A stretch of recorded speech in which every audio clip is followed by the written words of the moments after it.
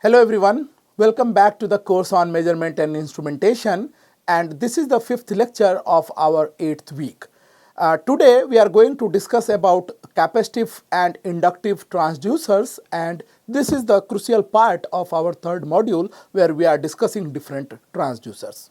Okay, so let's discuss about capacitive or capacitor based transducers first, and then we will take the inductive transducers. Okay, so capacitive transducer basically converts a physical quantity which are non-electrical in nature, say like displacement, pressure, force, even level, thickness, humidity, etc. into a measurable change in the capacitance. Okay, so your input is a non-electrical quantity like mechanical or physical quantity, and output is in the form of capacitance change, okay, which is of course has to be measured in some electrical value. Okay, so capacitance is a very useful physical phenomena in any instrument designer's toolbox, and it can be successfully applied to measure all these quantities. Okay, so electrical charges and voltage defines basically capacitance between two objects, or if you replace these two objects by two parallel plates, then actually define capacitance between these two parallel plates.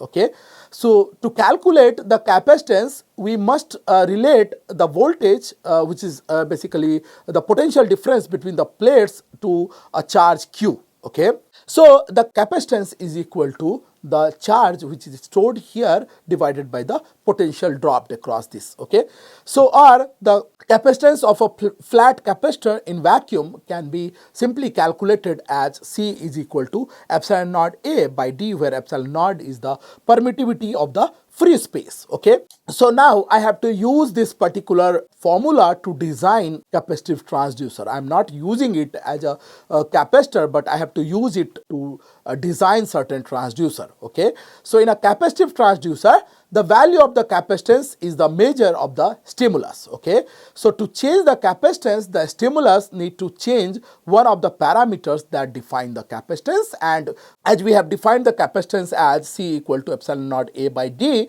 I am calling this equation 1. Okay, so any of the parameter, if it is changing, the capacitance will be modulated, and then we can calculate that particular non-electrical quantity. Okay, so it establishes a relationship between the plate area, this A, and distance D between the plates and the permittivity of the air, or if you want to replace it with some material, that will also come here. We'll see that. Okay, so varying one of them will change the capacitance value, which can be measured quite accurately by a certain circuit depending on what quantity is changing.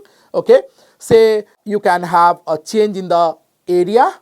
Okay, you can see one of the ways by which this area can be changed. Okay, so the overlapping area I am basically talking about. Okay, so in this equation I will only consider the area between the two plates which is overlapping. Okay, then change in the distance D between the two plates. So this distance between the two plates can also be modulated by certain ways. Okay, then by changing the dielectric constant, so earlier say it was air, now you replace it with certain material which is having another dielectric constant. Okay, so by changing this particular thing also, you can modulate the capacitance, and you can calculate or you can measure all these parameters by one or another mean. Okay, now it should be noted here that the equation that we have just seen only holds for capacitor of parallel plate type. Okay, now a change in any geometry, okay, like you can see here, you have cylindrical capacitor, spherical capacitor, you can have other ways of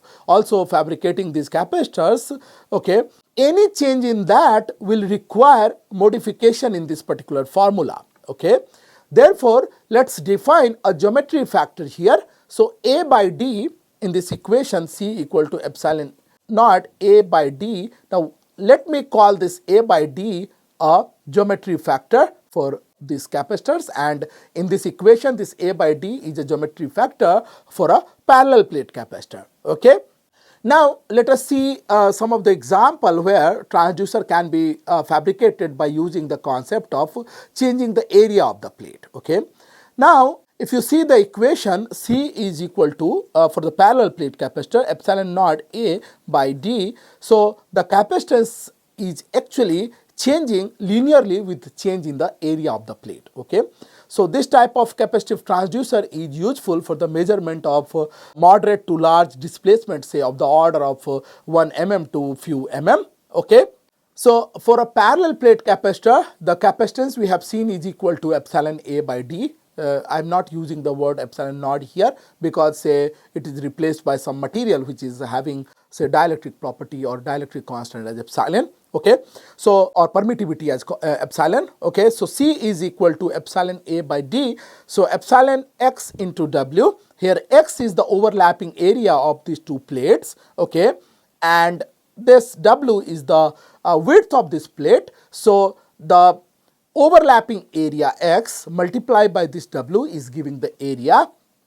Now if I have something attached to this plate which is moving it in this direction, okay, I can also have something which is pushing this in this direction, and in the first case X is decreasing while in the second case X is increasing. Okay, so this is, if you change this X, you are actually changing the capacitance, and the variation is of course linear. So if you measure this, you can measure the displacement. Okay, and the sensitivity in this case can be given as, if you recall our first module, it is the derivative of the transfer function, okay, at that particular moment. So sensitivity for this is a linear system, so it is del C by del X, which is equal to epsilon into W by D. Okay, now this is the sensitivity of this kind of displacement sensor. Okay. Sensitivity for a fractional change in capacitance can given as del C by C del X, and this is equal to 1 by X. Now this type of capacitive transducer is suitable for measurement of linear displacements of the range of say 1 to few tenths of millimeter, and the accuracy is very high for this kind of transducers, particularly for the macro level that I have just mentioned. Okay, now let's understand a cylindrical capacitor and that how it can be used for such an application. Okay, so a cylindrical capacitor is which is shown over here. Okay, have two coaxial cylinders of radii say A, which is the radius of the cylinder which is inside, and this B, this is the inside one and this is the outside one. Okay, and of course B is greater than A. Okay, and this is kind of coaxial arrangement. Okay, so two coaxial cylinders of radii A and B and having a length L. Okay, and B is of course greater than A. Okay, so you can use this kind of arrangement to design a capacitive displacement transducer. Okay, now for the case where L is much larger than the even larger radius, L is much greater than B, we can ignore the fringing effect and calculate capacitance as C equal to 2 pi epsilon naught L by ln B by A. Let me call this equation 2. Okay, and this is the capacitance of a core shell kind of cylindrical capacitor. Okay, and now in this formula, L has a meaning of length of the overlapping conductor. Okay, and 2 pi L into ln B by A inverse, or 2 pi L divided by ln B by A, can be called as the geometric factor of this coaxial capacitor.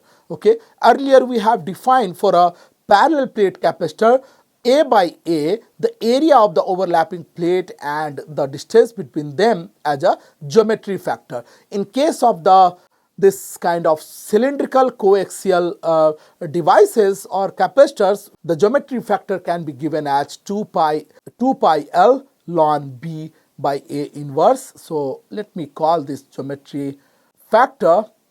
Okay, and say this is equation 3, and the sensitivity is given as del C by del X, or 2 pi epsilon naught by ln B by A.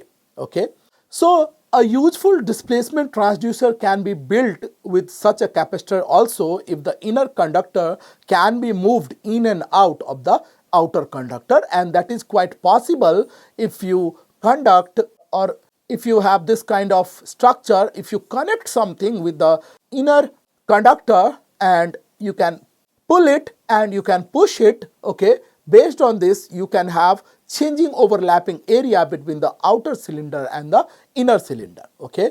So the capacitance of such sensor is in linear relationship with the displacement here also, okay.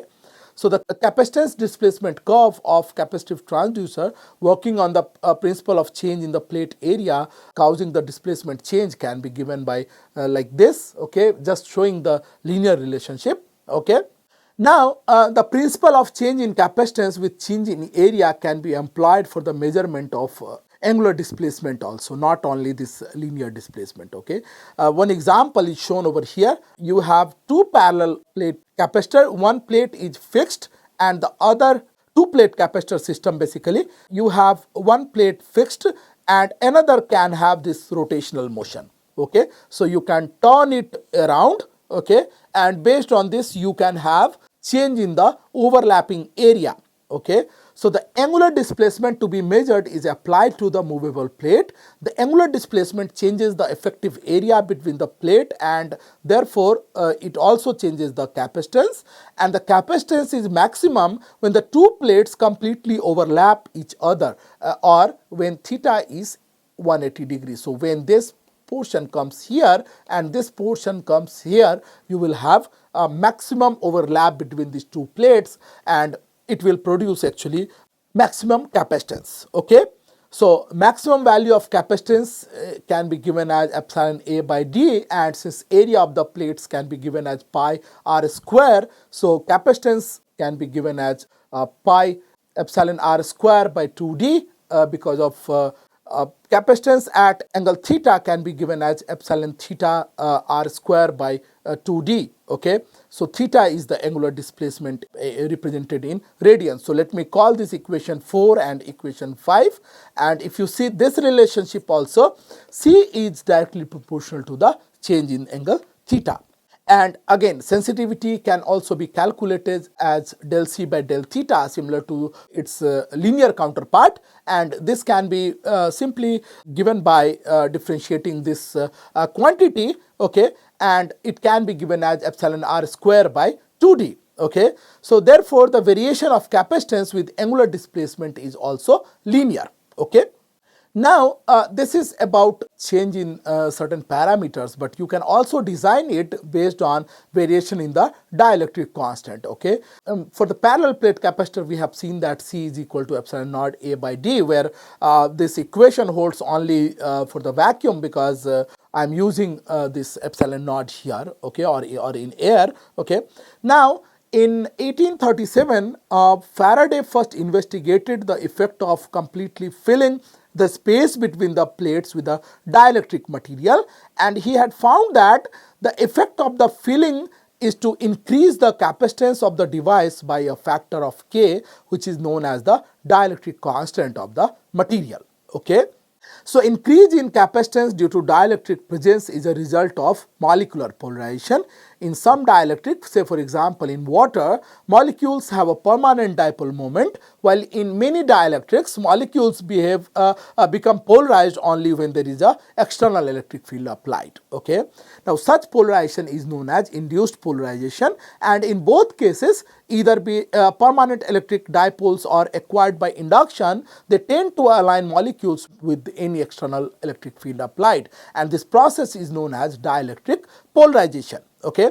Now in the former case, there is no voltage between the capacitor plates and the dipole, and all the dipoles are randomly oriented. After the capacitor is charged, the dipoles will align with the electric field lines, okay. However, thermal agitation will prevent a complete alignment of the dipoles, and each dipole form its own electric field, which is predominantly is oppositely directed with the external electric field, as you can see in the case of figure B, okay.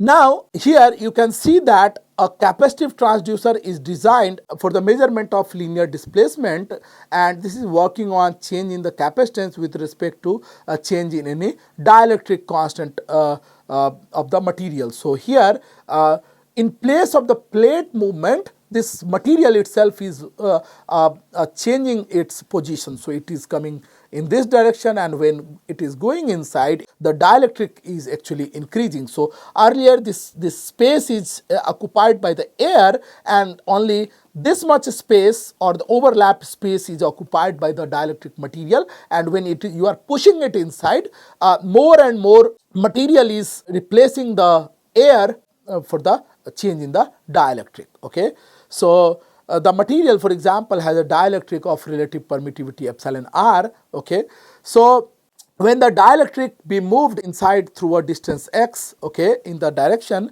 the capacitance change from C to C plus delta C. So capacitance is increasing from its original value C to C plus del C.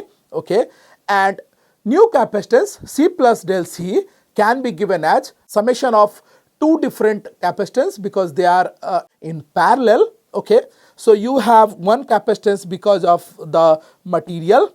Okay, so you have two capacitances. One is because of this dielectric material, and one is because of the free space or because of air. Okay, so this C plus del C can be given as for the air part, it can be written as epsilon naught W by D into L1 minus X, plus for the material where this dielectric or permittivity is given as epsilon naught into epsilon r into W by D into L2 plus X. Okay, now if you solve this, okay, you will get that C plus del C is equal to C plus epsilon naught Wx by D into epsilon r minus 1.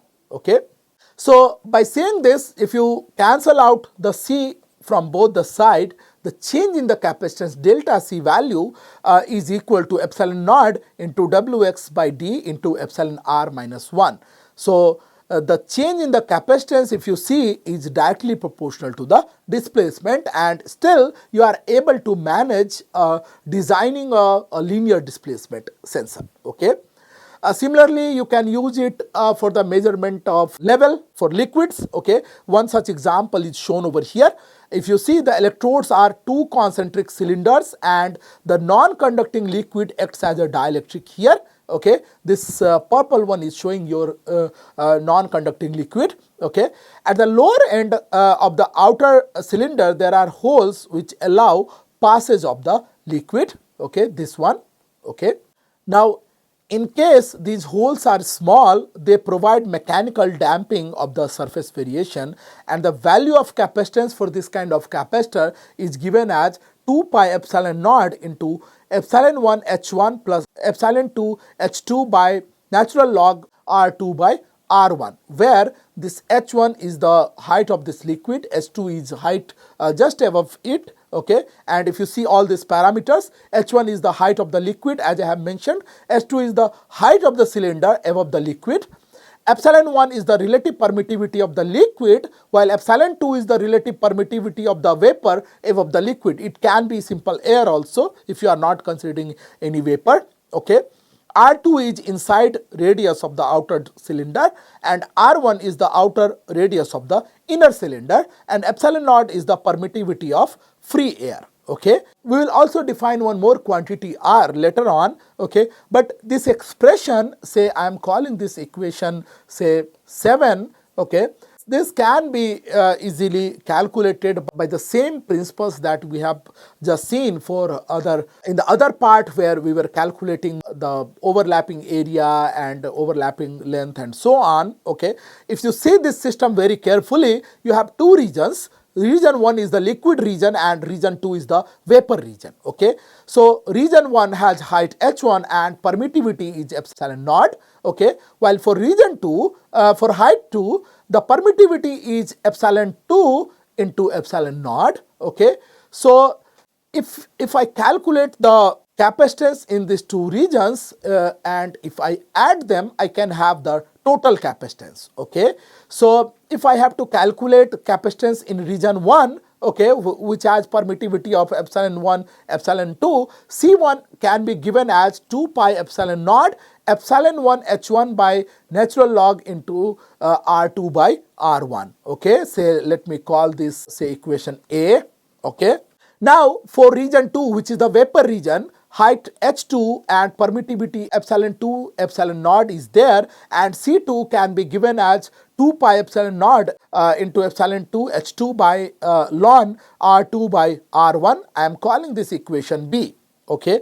Now total capacitance can be calculated by adding C1 and C2, okay, because they are in parallel. If you add them, the total capacitance will be 2 pi epsilon naught into epsilon 1 h1 plus epsilon 2 h2 log to the base e r2 by r1, and this is the total capacitance in this particular case. Okay.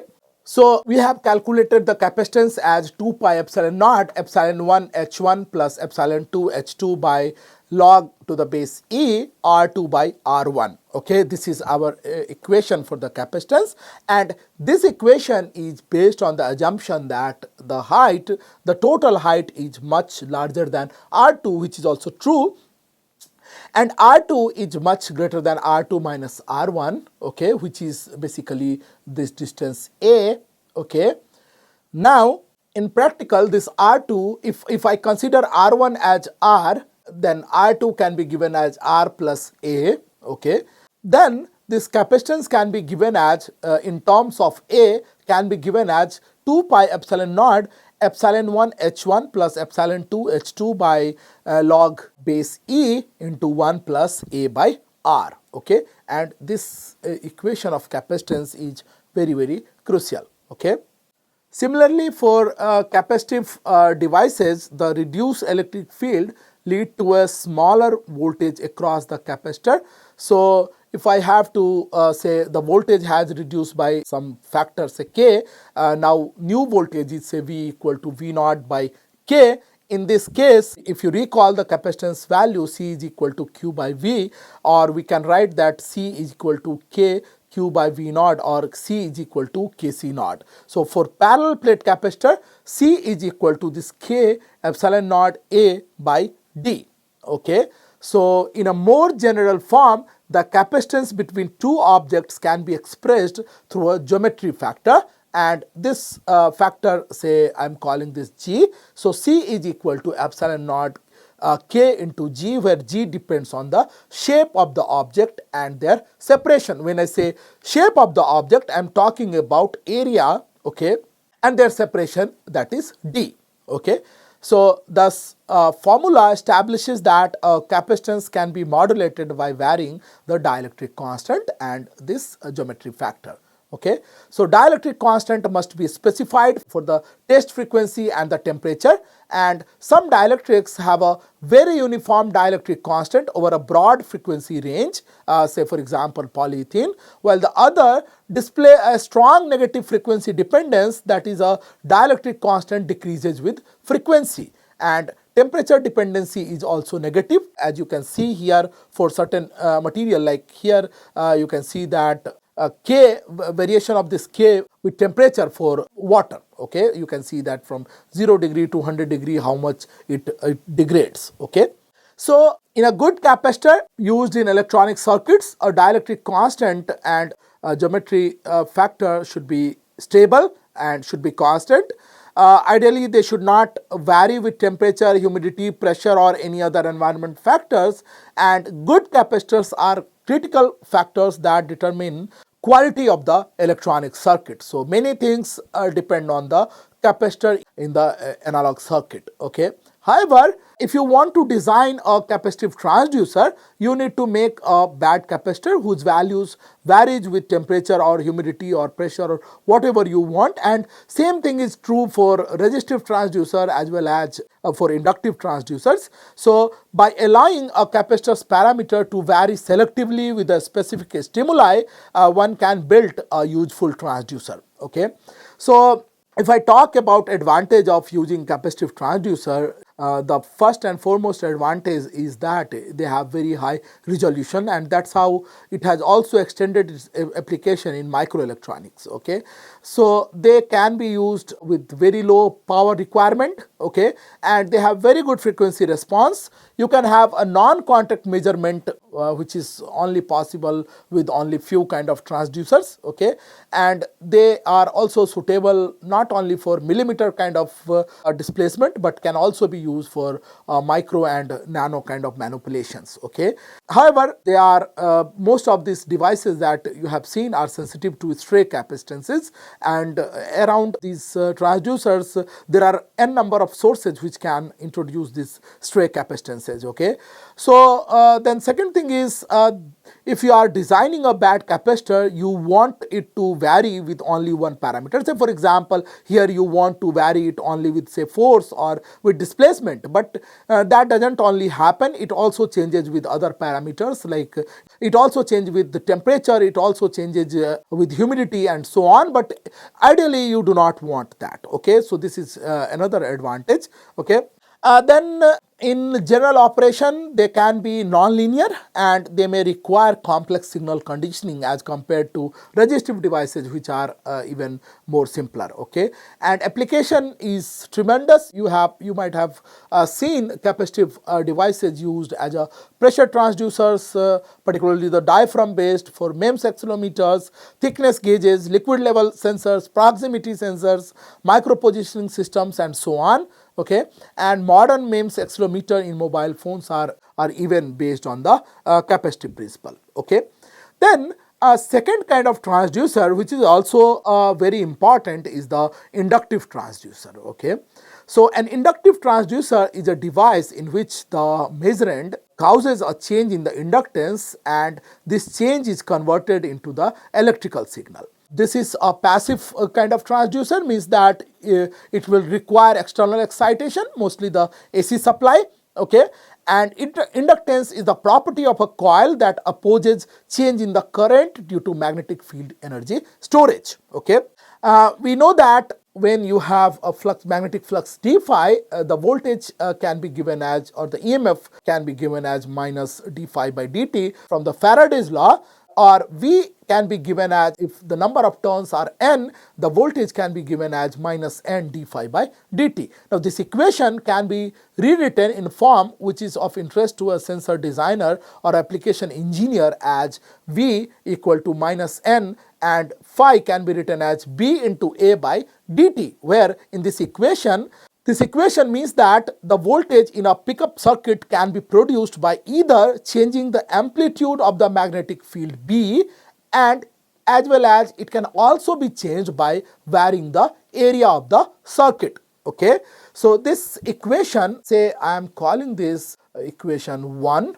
Okay, because I am considering this new number because we are discussing a new class of transducer. Okay, now this induced voltage depends on many factors. If you see this equation, okay, this depends on moving the source of the magnetic field because it will change this B. Okay, this will also be dependent on varying the current in the coil or wire which produces the magnetic field, changing the orientation of the magnetic source with respect to the pickup circuit, and changing the geometry of a pickup circuit, for instance by stretching it or squeezing or changing the number of turns in a coil. Okay, so if an electric current passes through a coil which is situated in a close proximity with another coil, according to the Faraday's laws, EMF in a second coil will appear. However, please note that the magnetic field penetrates not only the second coil but the first coil also, where you are flowing the current, and therefore the magnetic field sets EMF in the same coil also where it is generated. Okay. Now this is known as self-induction, and the resulting voltage is known as self-induced EMF, and Faraday's law for central portion of the solenoid can be given as V equal to minus d by dt of n phi, where number in the parenthesis is called the flux linkage and is an important characteristic of any inductive device. Okay, so for a simple coil with no magnetic material in the vicinity, this value is proportional to the current flowing through the coil coil, or N phi B is equal to Li. Let me call this equation 2, and in this equation L is the proportionality constant, which is also known as inductance of the coil. We all of us know about the inductance, okay, and therefore let's recall the equation. V is equal to minus d by dt of N phi B can be written as V equal to minus L, this value, V equal to minus L di by dt. Let me call this equation 3. Okay.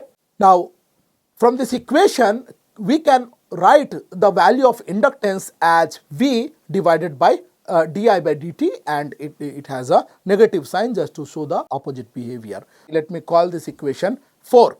Okay, so this is how we have defined inductance. Okay, so if no magnetic material is introduced in the vicinity of an inductor, okay, a device which is possessing inductance, the value defined here depends only on the geometry of the device. Okay, so the conclusion is induced voltage is proportional to the rate of change in the current through the inductor. Voltage is essentially 0 for non-AC quantity like for DC.